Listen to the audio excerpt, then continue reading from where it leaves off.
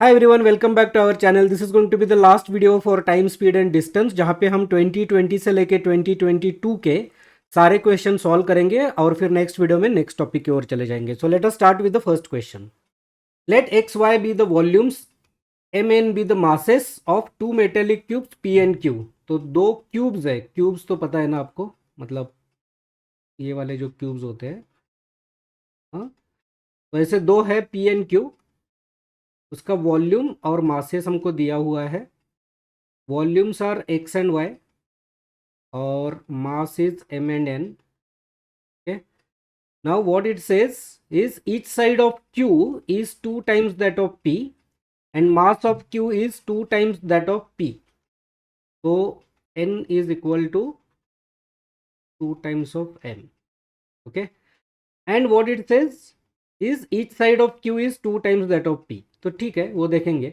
let u is equal to m by x and v is equal to n by y. तो मास और volume का कुछ उन्होंने हमको एक इक्वेशन या रेशो दिया है और उसको एक इंडिकेटर दिया है कि ये यू है। मतलब basically mass divided by volume, P के लिए एम डिवाइडेड बाय एक्स, हाँ वो यू है, एंड देन क्यू के लिए इट इज़ वी। ओके, जो रेशो है मास और वॉल्यूम का। तो which one of the following is correct? U is equal to 4v, u is equal to 2v। तो बेसिकली हमको u और v के बीच का रिलेशनशिप निकालना है। ओके, अब ये रिलेशनशिप निकालने के लिए हमें m और n के बीच का रिलेशनशिप तो पता चला, लेकिन x और y के बीच का रिलेशनशिप नहीं पता चला है। So for that what they have given, each side of q is 2 times that of p। तो ये जो क्यूब का साइड है, ओके, ये अगर इसका a है तो जो q है क्यूब, ये अगर p है तो इसका जो साइड है ना क्यूब का, तो this side is basically 2a। तो इसका volume, because we are dealing with volume here, इसका वॉल्यूम क्या होगा अगर इसका साइजेस सपोज ए बी और सी है, तो that will be a B c, right. This multiplied by this multiplied by this is going to be the volume of P. और इसका हर चीज़, हर साइड उसका इसके डबल है, तो इसका होगा 2a multiplied by 2b multiplied by 2c। तो क्या हो गया 8 इंटू ए बी सी। तो basically volume of Q is 8 times of volume of P. Volume of Q is Y, which is 8 times of volume of P, which is X. Okay, तो ये हमको y और x के बीच का relationship मिल गया। So now what they have given, m is equal to sorry u is equal to m by x and v is equal to n by y. तो हम लोग इसमें से कोई भी इक्वेशन ले सकते हैं, लेकिन let us start with v is equal to n by y. Okay, तो n को हम लोग रिप्लेस करेंगे m और, क्योंकि हमको अभी v को m और x में एक्सप्रेस करना है, तो हम दोनों वैल्यू रिप्लेस करेंगे। तो n is equal to 2m and y is equal to 8x, right. तो n by y is equal to m by 4x, which is equal to 1 by 4 into m by x क्या है, u है, right. That means v is equal to 1 by 4u। तो u is equal to 4v. That's our answer, option number A. u is equal to 4v। तो ये आपको थोड़ा सा algebraic तरीके से इसको सॉल्व करना पड़ेगा। ये CSAT 2020 का क्वेश्चन है। Let us go to the next one.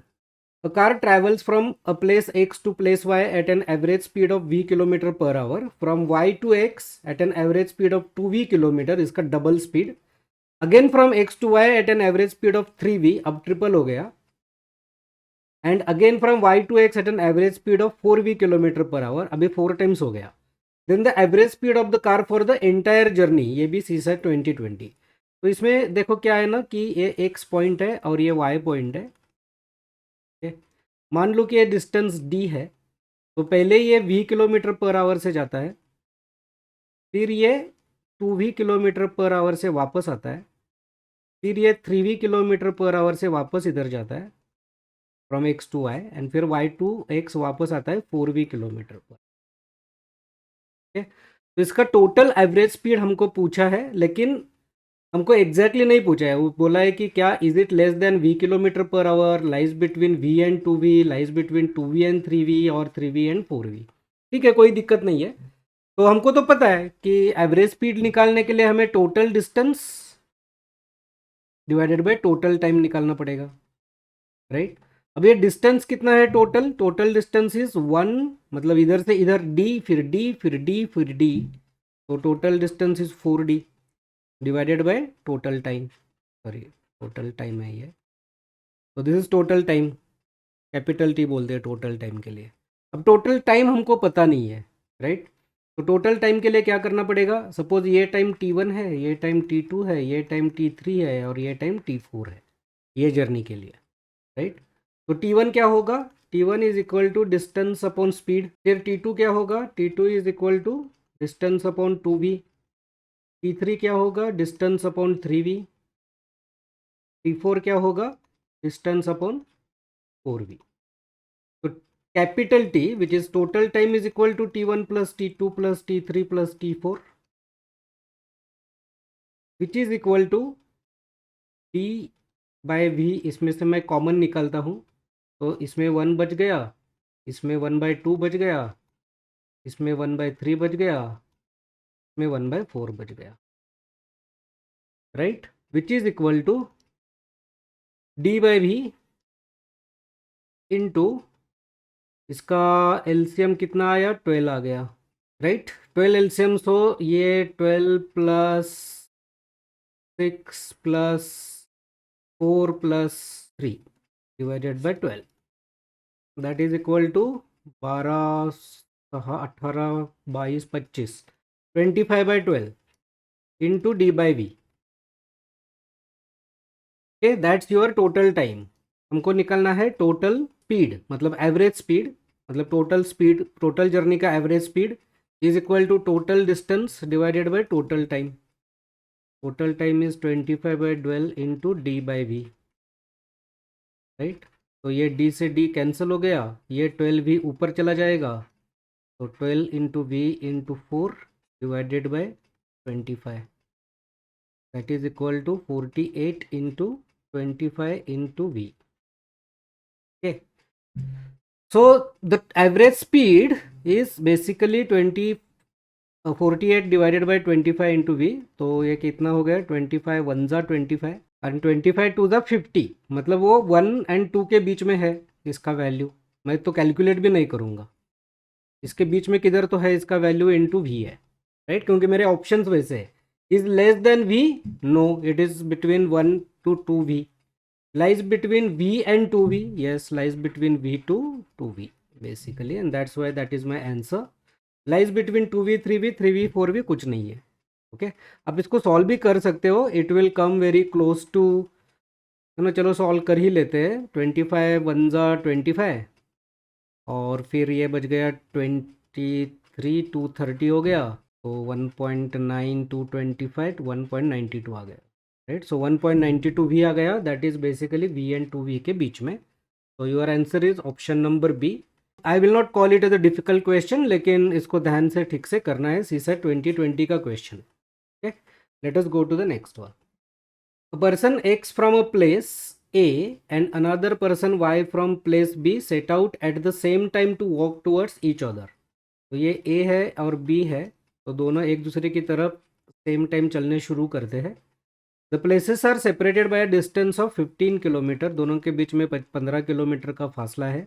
X walks with the uniform speed of 1.5 kilometre per hour, तो ये एक्स है और ये वाई है, राइट।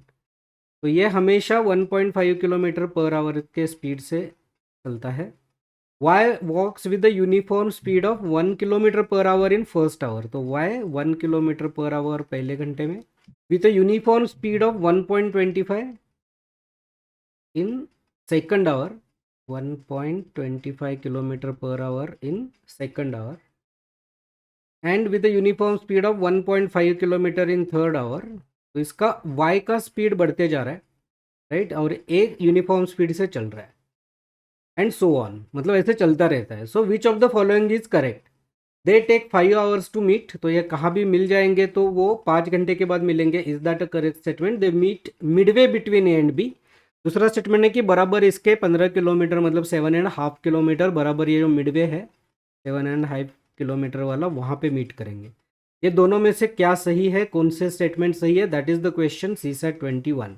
तो ये हमने थोड़ा सा, मैं इसको वापस ड्रॉ करता हूँ। ये x है, ये y है, ये 15 किलोमीटर है, ये हमेशा 1.5 किलोमीटर पर आवर से चलता है, ये पहले घंटे में 1 किलोमीटर पर आवर, फिर 1.25 मतलब वो 0.25 किलोमीटर पर आवर अपना स्पीड बढ़ाते जा रहा है ना।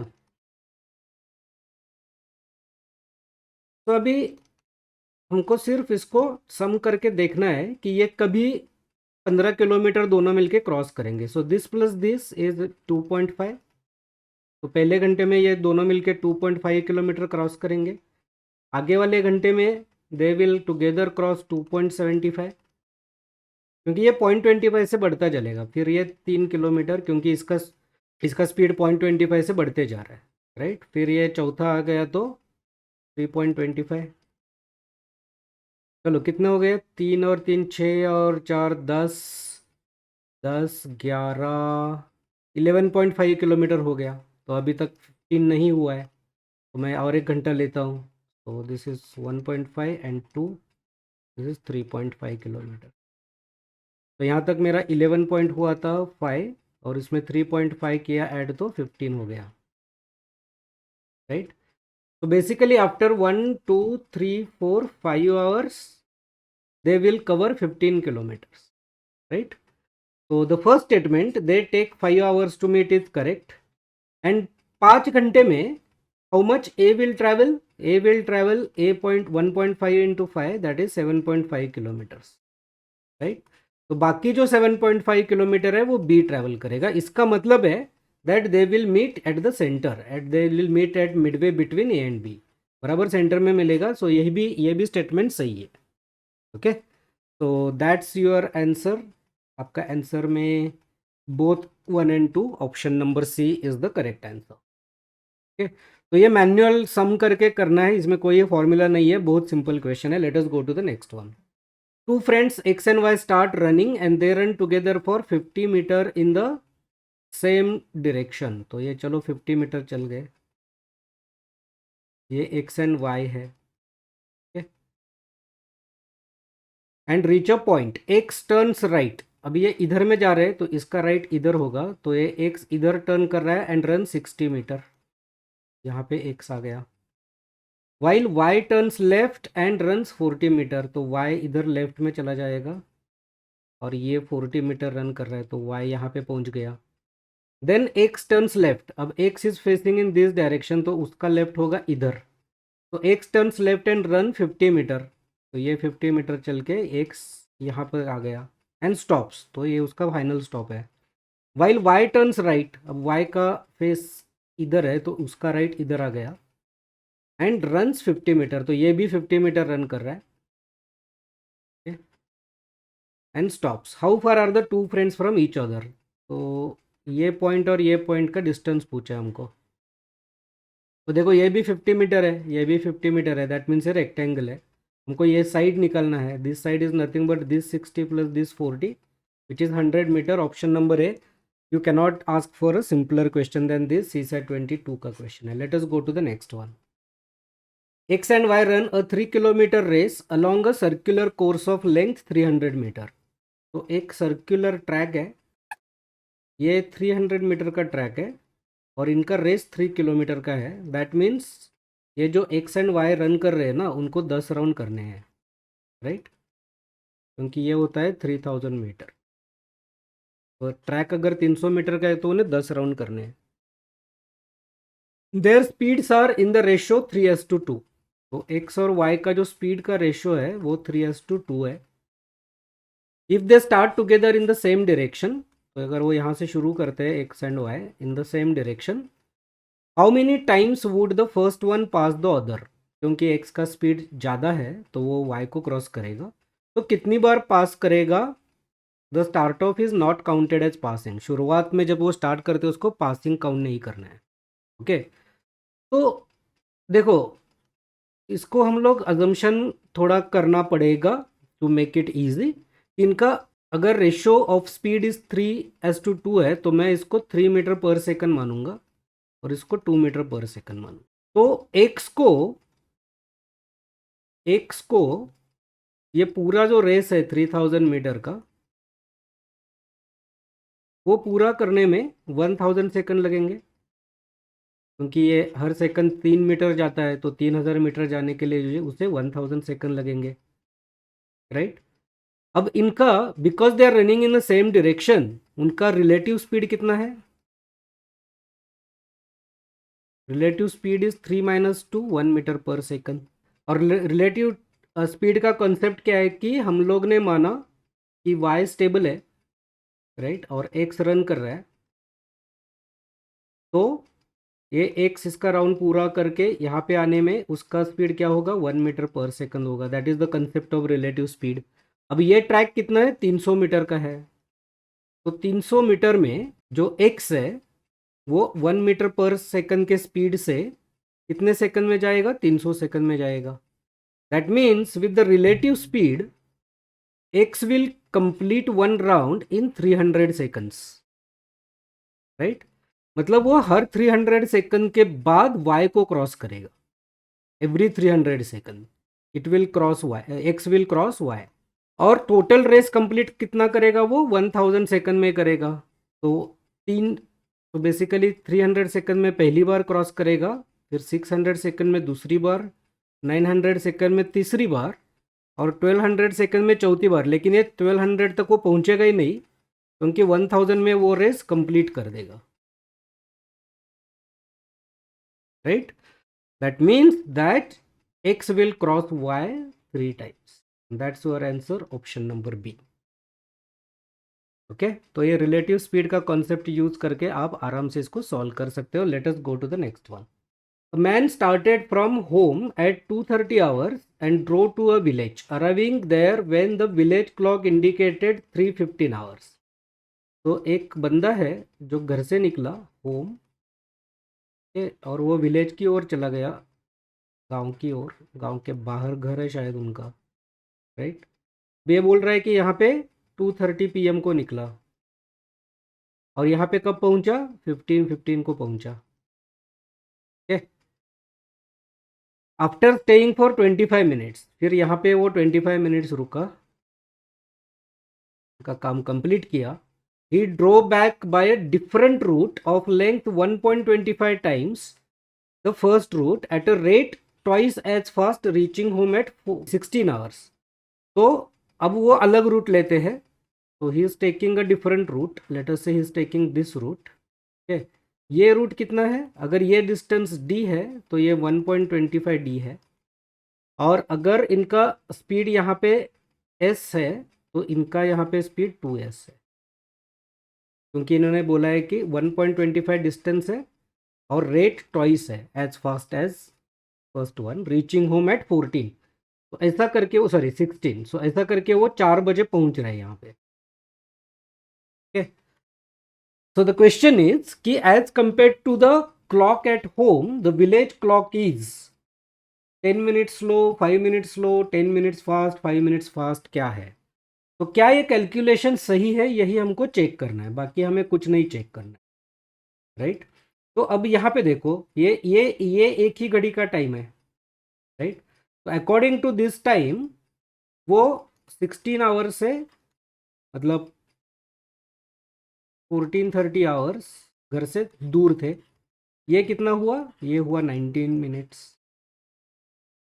ओके, 90 मिनट्स में से ये 25 मिनट्स वो रुके हुए थे, तो उनका एक्चुअल ट्रैवलिंग टाइम कितना था? 65 मिनट्स।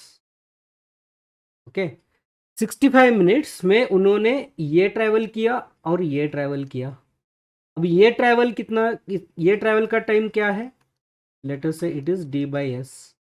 और ये ट्रैवल का टाइम क्या है? लेट अस से it is t2 and it is 1.25 d divided by 2s।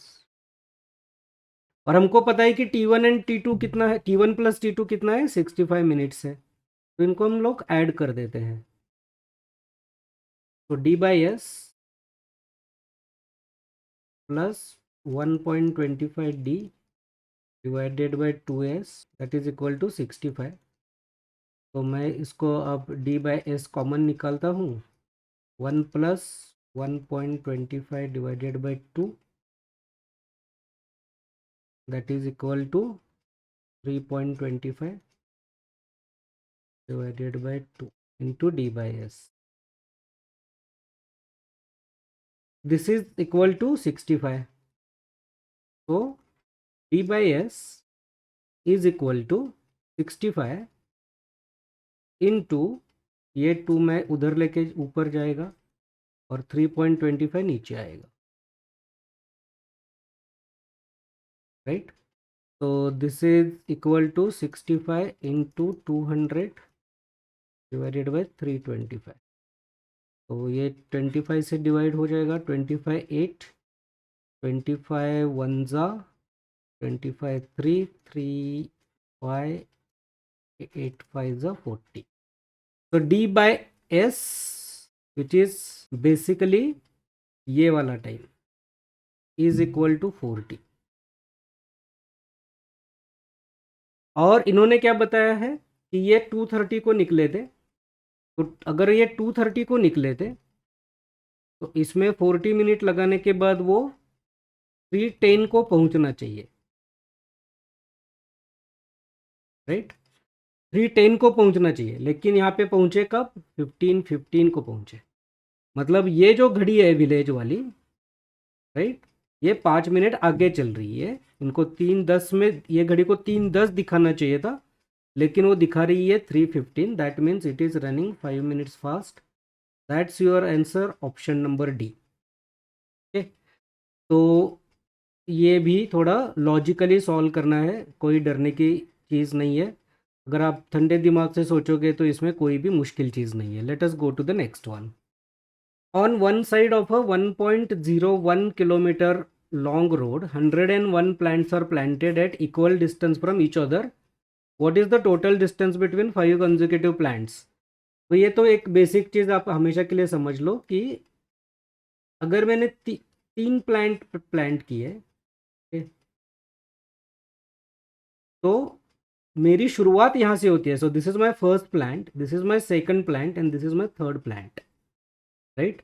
लेकिन ये जो सेक्शन है ये 2 ही सेक्शन है। तो जितने भी मैं प्लांट कर रहा हूँ, यहाँ पे प्लांट लगा रहा हूँ, राइट, उसमें ये डिस्टेंस दो ही ब्लॉक्स है, जबकि मेरे प्लांट 3 है। ठीक, तो ये आपको इम्पोर्टेंट चीज़ ध्यान में रखनी पड़ेगी। तो ये 1.01 किलोमीटर का स्ट्रेस है। तो 1.01 किलोमीटर मतलब 1010 मीटर, राइट। और 1010 मीटर में मुझे 101 प्लांट लगाने हैं, लेकिन उसमें से पहला प्लांट मैं लगाऊंगा यहाँ पे, राइट। तो अगर मैं इसको 100 से डिवाइड करूंगा बचे हुए प्लांट, तो मुझे क्या मिलता है? 10.1 मिलता है मीटर, राइट। दैट मीन्स ये जो गैप है ये 10.1 मीटर का गैप है, क्योंकि 101 में से पहला प्लांट मैंने शुरुआत में प्लांट किया यहाँ पे, तो I am not going to count it. यहाँ पे देखो 3 प्लांट में से मैंने पहला इधर प्लांट किया, उसको मैं इग्नोर करता हूँ। तो फिर जितने भी ये प्लांट्स है, 2 प्लांट 2 सेक्शन, राइट। तो ये मेरा टोटल डिस्टेंस है 1010 मीटर। उसमें मैंने 100 प्लांट किए, तो मुझे 100 सेक्शन मिलेंगे।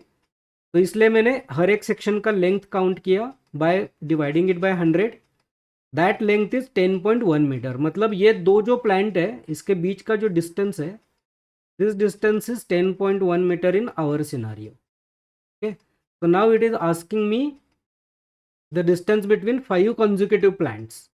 So now think of it that 5 consecutive plant मतलब 1 2 3 4 5, 1 2 3 4 5, I have 4 such sections between 5 plants, right? And for each section is of the length of 10.1. So I'm going to multiply this by 4. So that is going to give me 40.4 meter, and that's my answer, option number B. This was again CSAT 2022 question, very easy. So that's CSAT 22, I think this is the last question. तो इसके साथ हमने speed, time और distance के सारे question खत्म कर दिए। With the next video we will start with another topic and my goal will be to finish all the topics as quickly as possible, क्योंकि आपका एग्ज़ाम अभी बहुत ही नज़दीक आ रहा है। Okay, and my focus in April will be number system. So अगर आपने सब्सक्राइब नहीं किया तो जल्दी से सब्सक्राइब कीजिए, क्योंकि मैं फास्ट अब सारे टॉपिक कवर कर रहा हूँ। Thank you very much for watching this. I will see in the next one.